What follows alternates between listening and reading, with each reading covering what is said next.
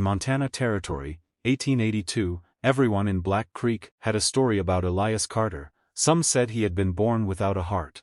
Others whispered that 20 years of loneliness had frozen whatever kindness he once possessed. He never attended dances, rarely entered town, and refused every offer of friendship. His neighbors knew only one thing for certain. If trouble came near the old Carter ranch, Elias would face it alone, but on a freezing December night, everything changed. A knock came just after midnight, 3 quiet knocks. Elias lifted his head from beside the fireplace. He had been repairing an old saddle when the sound came again. Knock, knock, knock. Nobody sane traveled across the Montana plains after dark in that weather. Elias grabbed his lantern and walked toward the door. "Who is it?" No answer. He opened the door. A little girl stood on the porch. She was perhaps 8 years old, wearing a faded burgundy dress beneath an oversized wool coat. Mud covered the bottom of her boots. A small cloth bag hung from one shoulder. Her lips were trembling from the cold. But what caught Elias's attention wasn't her clothing. It was the silver locket around her neck. He had seen that locket before, 20 years ago. His hand tightened around the lantern. "Where are your parents?" The girl looked toward the dark trail behind her. "My mama told me to come here." "Why?" "She said you would help me." Elias stared at her. "Who is your mother?" The girl looked directly into his eyes. "Anna." The lantern nearly slipped from his hand. Nobody had spoken that name in his house for 20 years. Anna Carter, his wife, the woman Elias had believed was dead. "That's impossible," he whispered. The girl reached into her bag and pulled out a folded piece of paper. "She told me to give you this."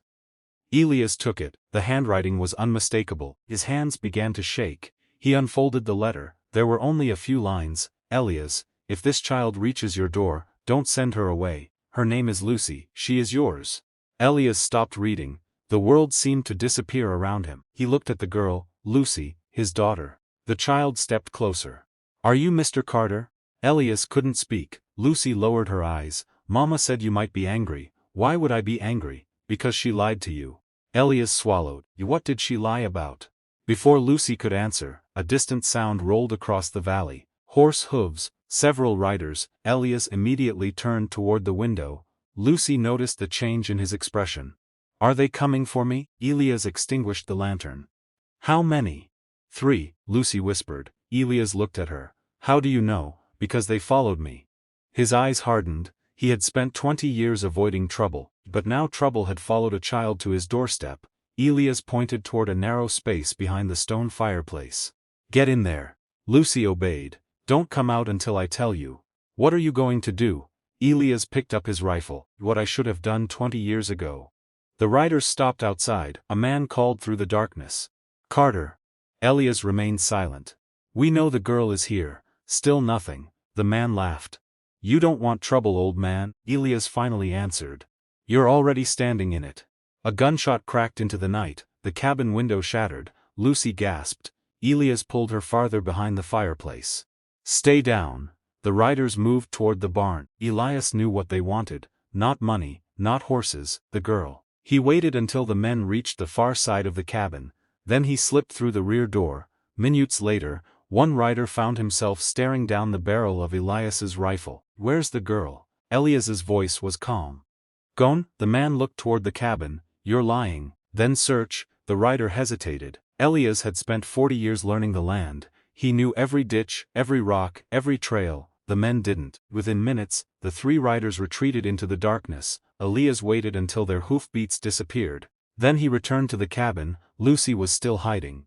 "It's safe." She slowly came out. "Will they come back?" "Yes." The answer frightened her, but Elias surprised her with what he said next. "They'll have to get through me first." Lucy stared at him. For the first time that night, Elias saw something familiar in her face. Anna's eyes. He sat beside the fireplace. "Tell me everything." Lucy pulled the blanket around herself. "Mama has been hiding me since I was little." "From whom?" "She never told me what happened tonight." "Mama said someone found us." "Where is she?" Lucy looked down. "I don't know." Elias's jaw tightened. "Lucy, she told me to run." "Did she say where she was going?" The girl nodded. "She said she had one thing left to finish." "What thing?" Lucy reached into her bag again. This time she pulled out a small brass key. Elias stared at it. He recognized the initials carved into the metal, A.C. Anna Carter. What does this open? Lucy shook her head. Mama said only you would know. Elias turned the key over in his palm. Then his face changed. 20 years earlier, before Anna disappeared, Elias had built a small underground storage room beneath the old barn. Only 2 people knew about it, Elias and Anna. He stood immediately. Stay here. Lucy grabbed his sleeve. Please don't leave me. Elias looked down at her small hand. For 20 years, he had believed his family was gone. Now one piece of it stood in front of him. He placed his hand gently over hers. I won't. That single promise changed him. Elias took Lucy to the barn. Beneath an old wooden floorboard, he found the hidden door. The brass key fit perfectly. The door opened. Inside was a wooden box. Elias lifted the lid. There were old documents, a faded photograph, and a leather journal. He opened the photograph first. His face went pale. It showed Anna standing beside a man Elias knew very well. His older brother, Samuel. Elias stared at the picture. Samuel had supposedly died 12 years ago, but the photograph had been taken only 3 years earlier. Lucy whispered, "Who's that man?" Elias didn't answer, because beneath the photograph was another letter. And this one revealed something far worse. Samuel hadn't died. He had been hiding, and Anna had discovered the reason. Elias opened the letter. His eyes moved across the page, then he whispered, "He didn't betray me." Lucy looked confused. "Who?" Elias looked toward the darkness outside. "The man I blamed for everything." A horse suddenly screamed outside. Elias slammed the box shut. Someone was back. But this time, there was only one rider, and he wasn't carrying a rifle. He was carrying a white flag. Elias stepped outside with his rifle ready. The lone rider stopped near the barn. "I'm not here to hurt you, then leave." The rider removed his hat. Elias recognized him. Samuel, his own brother. Elias's rifle lowered slightly. "You're dead." Samuel gave a tired smile. "That's what I needed everyone to believe." Elias walked toward him. "You let me bury an empty coffin. I had no choice. You let me believe Anna was dead." Samuel's expression broke. "She wanted you to believe it." "Why?" Samuel looked toward the cabin.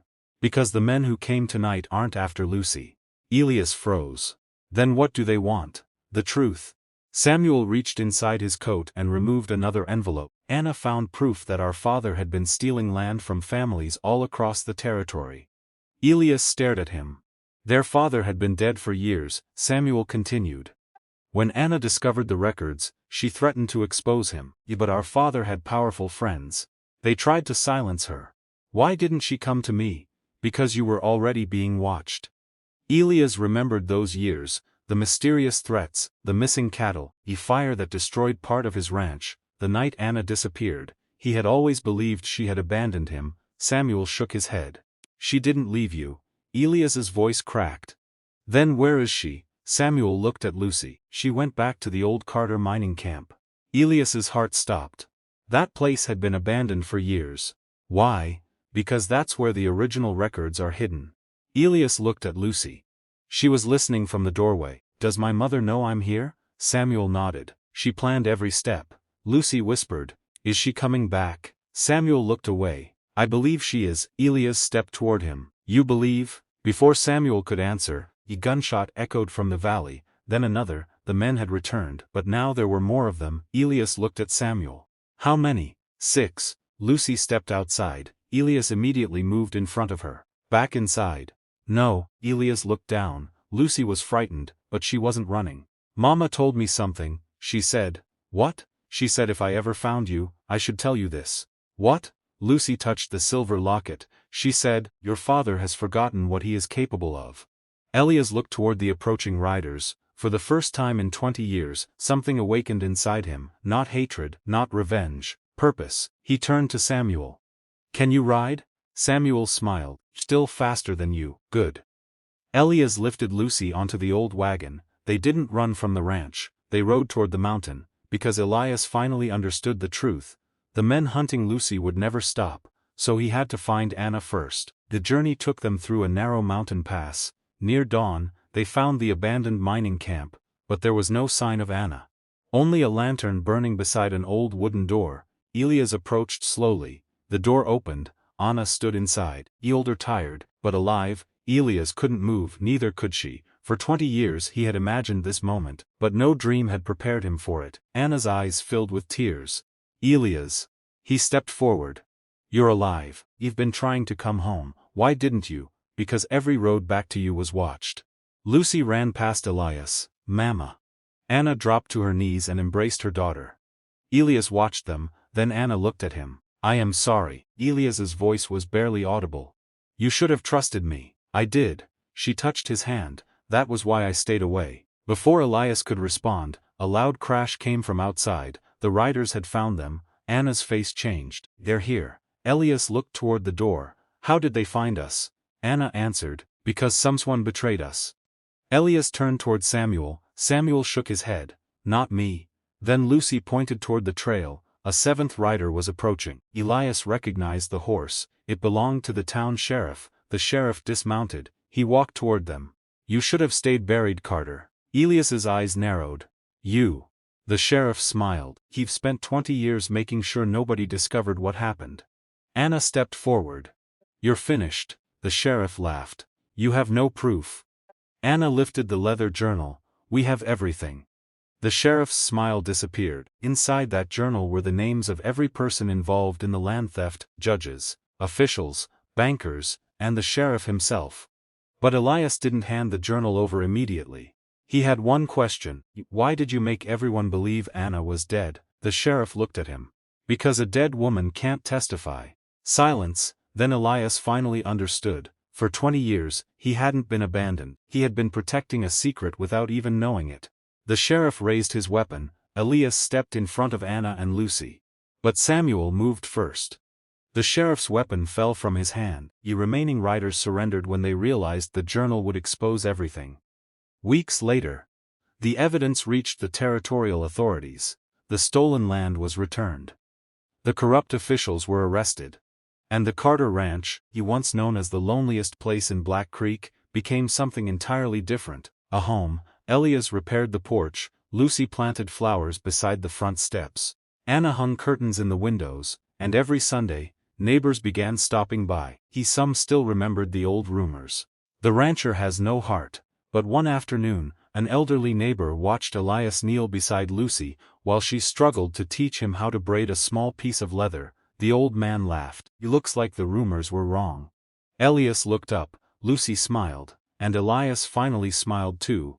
The little girl who had knocked on his door in the middle of a freezing night had done more than save herself. She had opened the door to a life Elias thought he had lost forever. Years later, Lucy would tell her own children about that night. She would tell them how frightened she had been, how cold the road was, how she almost turned back, and how one old rancher opened his door when the whole world seemed closed against her. But she would always leave out one detail, the most important one, that when Elias first saw her standing on that porch, he didn't know she was his daughter. He only knew she was a frightened child who needed somewhere safe to stay. And that was enough, because sometimes a heart isn't truly gone. Sometimes it is simply waiting for someone to knock. The end.